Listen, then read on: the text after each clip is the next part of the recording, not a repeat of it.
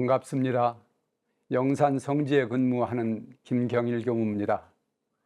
지금 영산 성지는 정관평 너른 벌판에 유기농 벼가 새파랗게 잘 자라고 있습니다. 또 올해 처음으로 회수한 밭 만여평에는 콩을 심어봤는데 풀이 좀 걱정이 되지만 아직까지는 큰 문제 없이 잘 자라고 있습니다. 또 탄생가, 노루목, 삼밭제, 또 구호동, 선진포, 구간도실, 법인광장 등 틈틈이 잔디를 깎고 꽃과 나무를 가꾸면서 6명의 식구가 오손도손 그렁저렁 잘 지내고 있습니다. 오늘 모처럼 원음방송을 통해서 영상으로 이렇게 뵙게 돼서 정말로 반갑습니다. 또 마침 철이 법인제를 앞두고 있어서 사무여한, 죽어도 여한이 없습니다라는 제목으로 오늘 몇 말씀 드려볼까 합니다. 바야흐르 19세기 말 원각성존 소태산 대종사께서 이 땅에 오실 무렵 500년 조선왕조는 무기력한 조정과 부패한 지방의 탐관 오리들의 학정으로 말미암아서 인심은 극도로 피폐하고 백성은 지칠 대로 지쳐 있었습니다. 프랑스와 미국 등 서구 열강 제국주의의 개방 압력으로 나라의 운명은 풍전등화, 언제 꺼질지 모르는 바람 앞에 촛불처럼 위태하였습니다. 크고 작은 밀란이 끊이지 않았고 마침내 동학이라는 이름으로 농민 인심은 화산처럼 폭발했습니다. 후천개벽, 새로운 문명 세상을 열고자 했던 민중의 함성과 절규는 시대 변화에 둔감하고 또 파벌 싸움과 탐욕에 빠진 관리들의 무능과 부패로 인해서 오히려 나라가 일본의 통째로 병합되고 36년이라는 긴 세월 쓰디쓴 식민지 지배하에 들어가게 됩니다. 참으로 원통한 세상이고 암울한 시대였습니다. 소태산 대종사는 1891년 전라남도 영광의 박씨 가문에서 출생하셨습니다. 어려서부터 영민하고 호기심이 많았던 대종사는 구원검내의 서원으로 사물의 뿌리와 사회 현상의 근본을 알고자 했던 그 오직 한 생각, 한 가지 의문을 좇아서 이 일을 어찌할꼬 이 일을 어찌할꼬 한결같이 구도하시다가 마침내 1916년 병진년 음력 3월 26일 이른 아침에 큰 깨달음을 이루시게 됩니다. 대종사께서 대각을 이루시고 스스로 심독히 잡으라 홀로 즐겨 하시다가 당시 동서양 문명의 흐름을 크게 관찰하시고 말씀하셨습니다. 돌아오는 세상은 과학과 물질 문명이 크게 발달하는 반면 사람의 정신은 묵은 관습과 제도에 묶여서 쇠약하고 병약해져서 장차 모든 세상 사람들이 파란 고해를 면하지 못할 것이다. 이렇게 예견하시고 물질이 개벽되니 정신을 개벽하자는 개교표를 높이 내걸고 세상 창건을 온 천하에 천명하셨습니다. 하지만 창생구원의 막중한 사명을 당신 혼자 감당할 수 있는 일은 아니었습니다.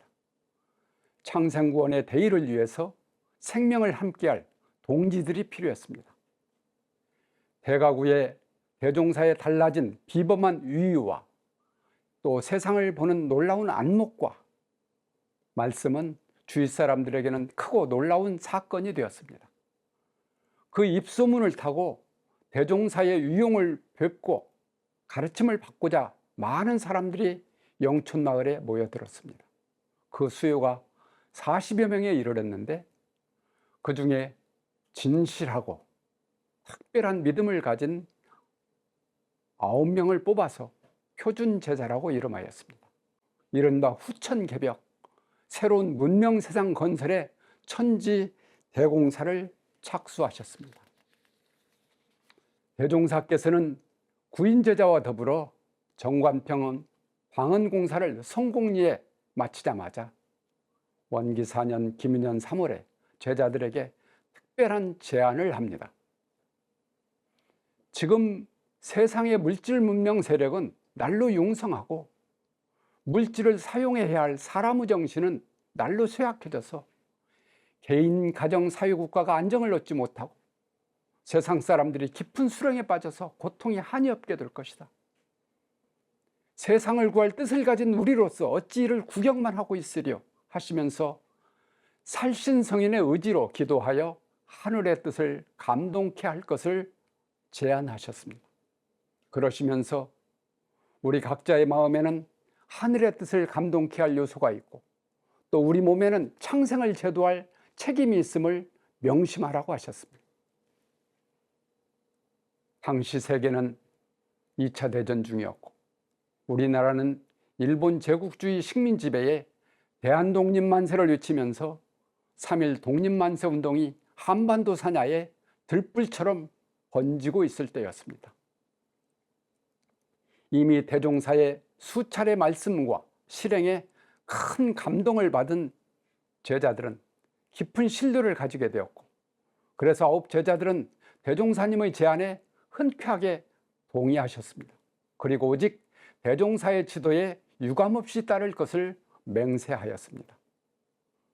그 약조를 따라서 원기 4년 음력 3월 26일 기도가 시작되었습니다. 기도는 구인 제자들이 다 개인의 가정을 책임지고 있는 호주임을 감안해서 각자의 집에서 기도하되 열흘에 한 번씩 구간도실에 모여서 이루어졌습니다. 6일, 16일, 26일 이렇게 매 3, 6일에 지정한 구수산 9봉우리에서 거행하되 저녁 8시에 모여서 1시간 동안 지난 열흘간 가정에서 기도하고 공부하면서 지난 경과를 보고하고 또 향후 해야 할 공부와 과제와 법의 말씀을 받들었습니다. 그리고 9시에 구인봉으로 출발해서 10시부터 12시 정각까지 기도하였다고 교사는 기록하고 있습니다. 기도 방식은 단기인 8궤기를 세우고 향을 사르고 청수를 진설하고 헌내와 심구를 올린 다음에 충문을 낭독하고 마지막으로 지정한 주문을 외우게 하셨습니다. 9분 제자들은 7월 16일까지 근 석 달간을 정결한 마음과 최고의 정성을 다해서 기도하였습니다. 그러나 유감스럽게도 제자들에게 묵은 선천 세상의 고리를 끊고 새로운 문명 세상을 추동할 만한 놀라운 비전과 경천동지할 큰 감동은 일어나지 않았습니다. 대종사께서 다시 제자들을 모아놓고 말씀하셨습니다. 그대들이 지금까지 기도해온 정성은 세상에 크게 드문 장한 일이다. 하지만 나의 생각으로는 아직 그대들의 정성이 하늘의 뜻을 움직이는 것과는 거리가 먼 것 같다. 그것은 다름이 아니라 그대들의 마음에 아직도 이 나라는 사념이 남아있는 연고라 그렇게 생각한다. 진실로 그대들이 인류를 구원하고자 할진데 그대들이 그 나를 희생해서 우리의 정법이 드러나고 창생이 구원을 받는다면 그대들은 내 뜻을 따르겠는가? 죽어서라도 창생을 건지라는 대종사의 뜻밖의 말씀에 제자들은 무척 당황했습니다. 노부모와 처자를 책임져야 하는 호주로서 그 책임을 방기하고 목숨을 던지는 일은 쉽게 결정할 수 있는 문제가 아니었습니다. 제자들은 너무나 놀랍고 충격을 받아서 정신이 혼미해지고 말문이 막히고 서로 얼굴만 멀뚱멀뚱 쳐다보면서 어찌할 바를 알지 못하였습니다. 긴 침묵의 시간이 흘렀습니다. 대종사와 구인제자 사이에 팽팽한 긴장과 정적의 시간이 흘러갔습니다. 이윽고 대종사께서 깊은 정적을 깨고 다시 말씀을 이어가셨습니다. 옛말에 살신성인 자신의 몸을 기꺼이 희생하여 대업을 성취한 예가 적지 않다. 그대들이 만일 사없는 마음으로 대중을 유하기로 한다면 어찌 하늘인들을 무심하겠는가? 머지않은 장래에 대도정법이 출현하고 혼란한 인심이 수습되고 창생의 행복이 한이 없을 것이다. 이 과정에서 대종사는 제자 한 명 한 명의 이름을 부르면서 그 의중을 직접 물으셨다고 합니다. 그 중에 구인의 중앙이었고 수제자였던 정산과의 문답 내용이 이렇게 전해집니다.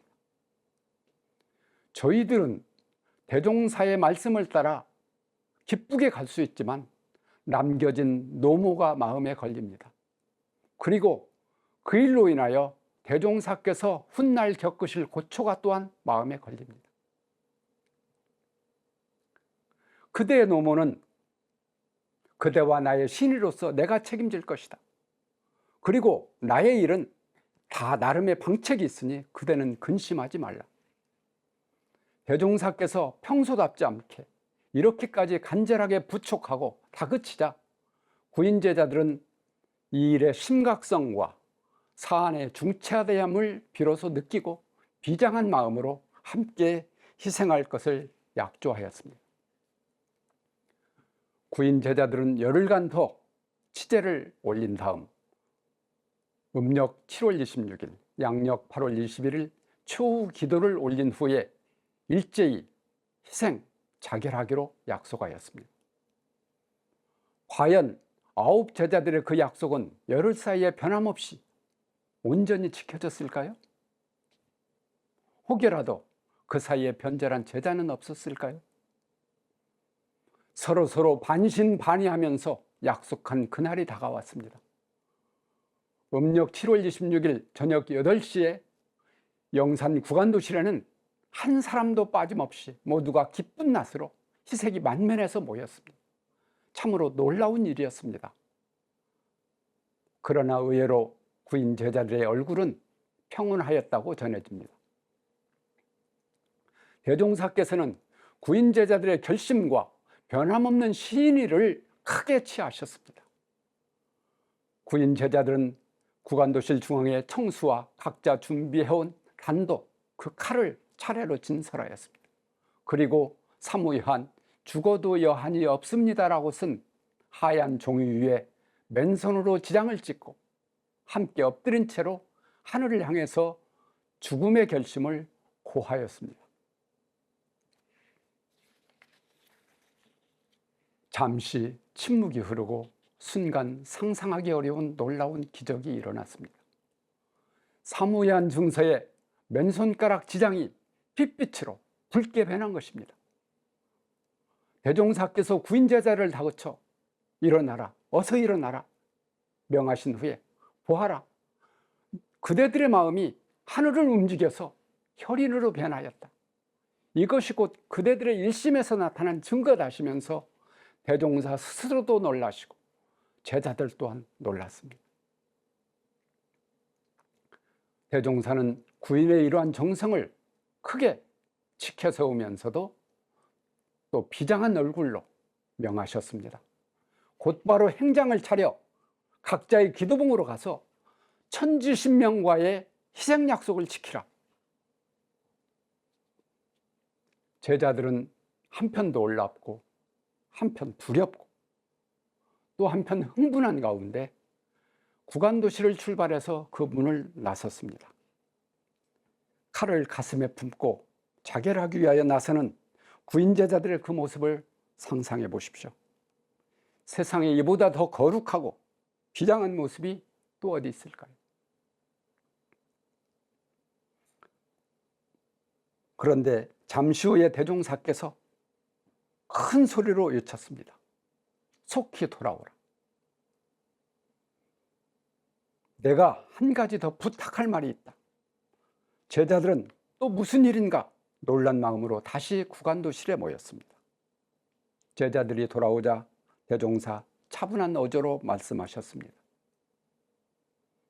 그대들의 마음은 천지신명이 이미 감응하였고 음부공사가 이제 판결이 났으니 우리의 성공은 이로부터 비롯하였다. 저는 이 대목이 법인 상사의 아주 클라이막스 같아요. 들을 때마다 눈물이 납니다. 그런 벅찬 감동이 느껴지지 않습니까? 그리고 이렇게 당부하셨습니다.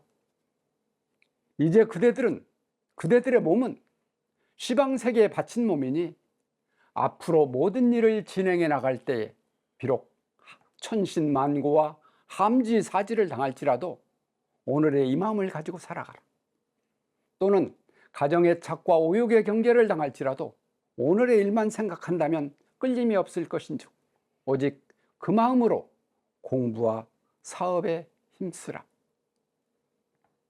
구인 제자들은 대종사의 말씀에 또다시 주체할 수 없는 감동이 밀려와서 쉽게 진정되지 아니하였습니다. 불과 몇 달 전 바다를 막아서 논을 만들고 느낀 놀라운 성취감은 여기에 비할 바가 되지 못하였습니다. 저는 이때가 대종사와 구인 제자의 마음이 한치의 차고 한치의 차이도 없이 완전하게 일치되었다고 믿습니다. 10인1단의 완전체를 이루었다고 생각하고 있습니다. 대종사 흥분한 제자들을 잠시 다독인 다음에 중앙봉으로 함께 기도를 다녀오도록 명하셨습니다. 기도를 마치고 다시 모인 제자들에게 일일이 법후와 법명을 주시면서 말씀하셨습니다. 그대들의 전날 이름은 세속 이름이었던 바, 그 이름을 가진 사람은 이미 죽었다. 내가 이제 세계 공명인 새 이름을 주어서 다시 살리는 바이니 삼가받아서 창생을 제도하라. 이것이 저 거룩한 혈인서천 법인성사의 핵심 스토리입니다. 저는 여기서 법인성사의 정신을 두 가지로 요약을 하고 싶습니다. 하나는 사무여한. 이 대도정법을 위해서 죽어도 여한이 없습니다. 세상이 나를 필요로 하고 회상이 나를 필요로 한다면 기꺼이 죽겠습니다.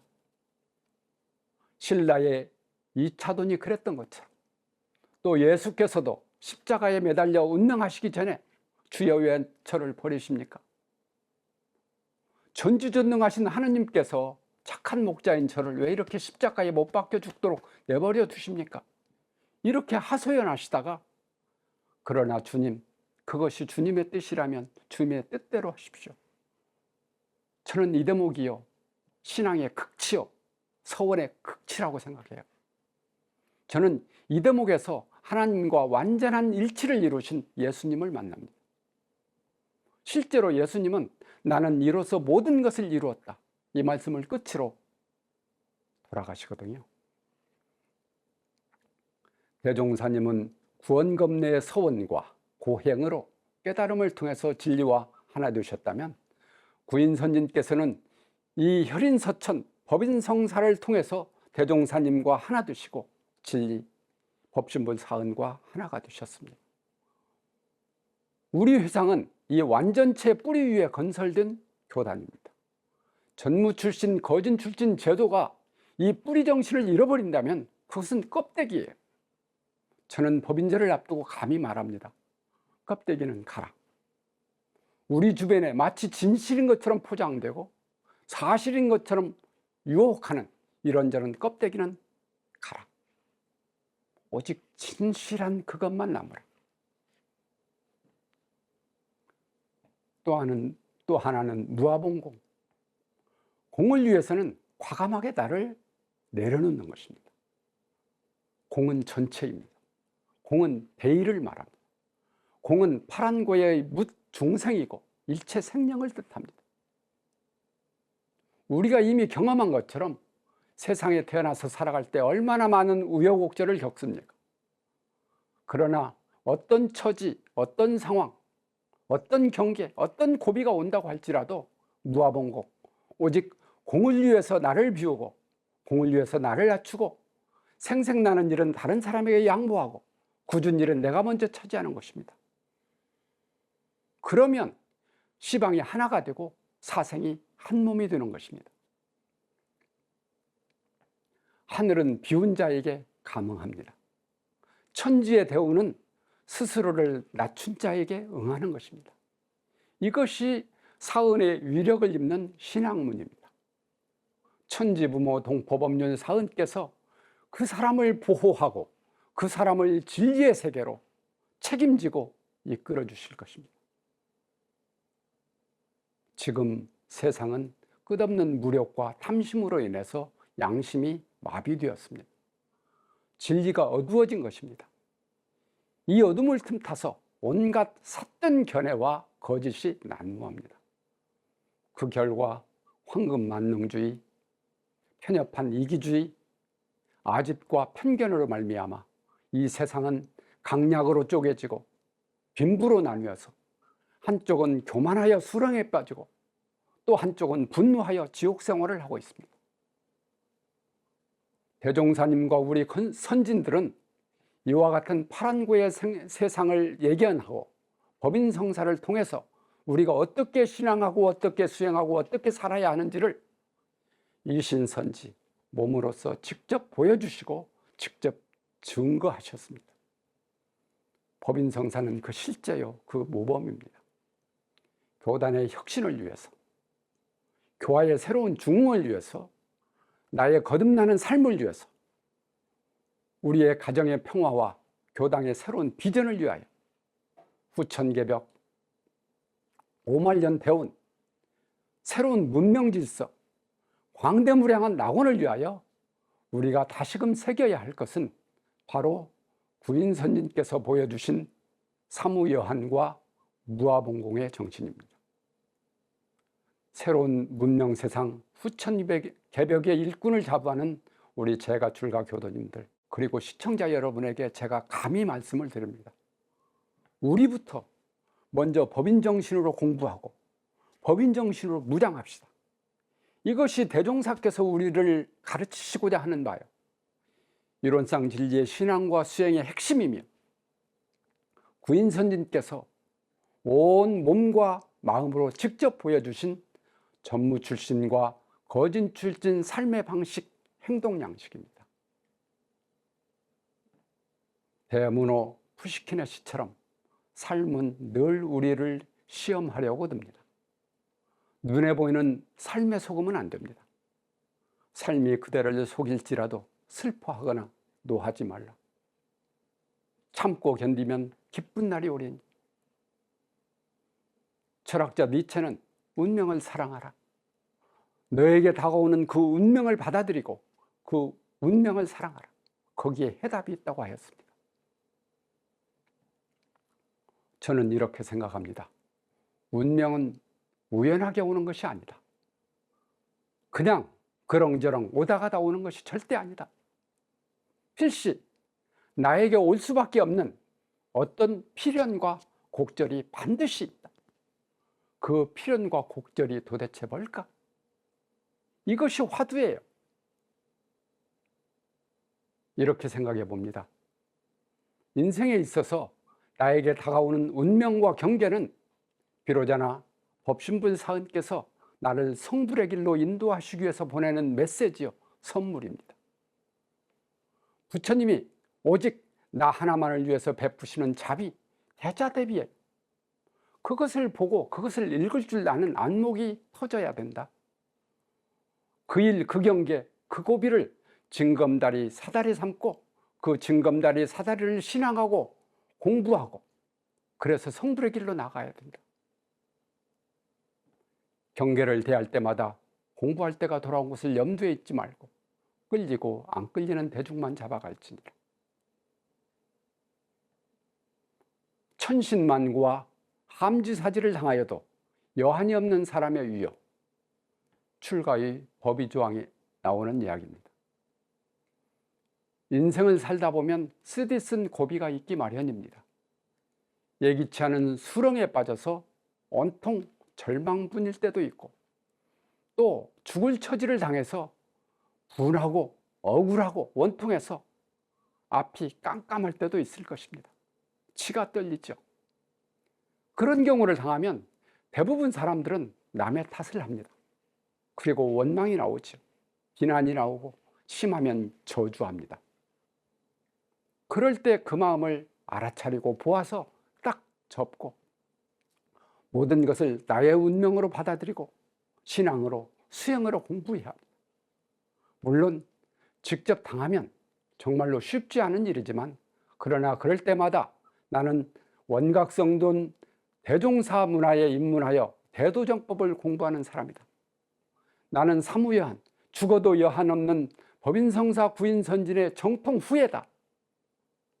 이렇게 챙기고 또 챙기면서 크게 분발하고 정진해야 합니다. 나의 생각, 나의 뜻대로 하지 마시고 오직 대종사와 법신부 사님의 뜻대로 하십시오. 진리는 모든 것을 주시기 위하여 내가 소중하게 생각하는 것들을 하나하나 빼앗아 가기도 합니다. 여기에 속지 말아야 합니다. 온통 바치면 온통 받는 이치가 있습니다. 우리는 어찌다양 후천개백의 구세성자 원각성존 소태산 대종사 문화에 입문해서 이론대로를 공부하게 됐으니 그것으로 족한 것입니다. 사람으로 태어나서 인생의 요도 사은사요를 배웠고 공부의 요도 사막팔조를 배웠으니 그보다 더 큰 행운이 어디 있고 그보다 더 큰 축복이 어디 있겠습니까? 설령 우리가 세속적으로 가진 돈이 많지 않고 배움과 지식이 모자라고 인연이 두텁지 않고 인물이 좀 못나고 건강이 좀 부족하더라도 진리의 안목으로 보면 그것은 극히 작은 것입니다.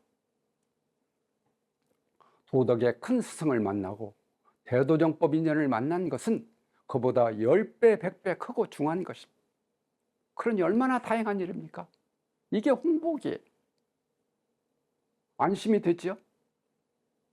안심해도 됩니다. 이만하면 내 인생은 흑자입니다. 가시밭길조차도 고맙고 감사한 일입니다. 주어진 처지와 형편에 따라서 감사하면서 이 공부 이 사업 내 힘에 맞게 하다가 이 생에 부족한 것은 또 다음 생에 하면 됩니다. 그 마음 하나만 단단하게 뭉쳐서 가질 수 있다면 도대체 무엇이 아쉽고 무엇이 두렵겠습니까? 그것이 대장부의 일이고 사람으로 태어나서 가져야 할 최량한 가치가 아니겠습니까? 거듭나는 법인절 되시고 두루 행복하시기를 축원합니다. 이만 말씀 드리겠습니다. 감사합니다.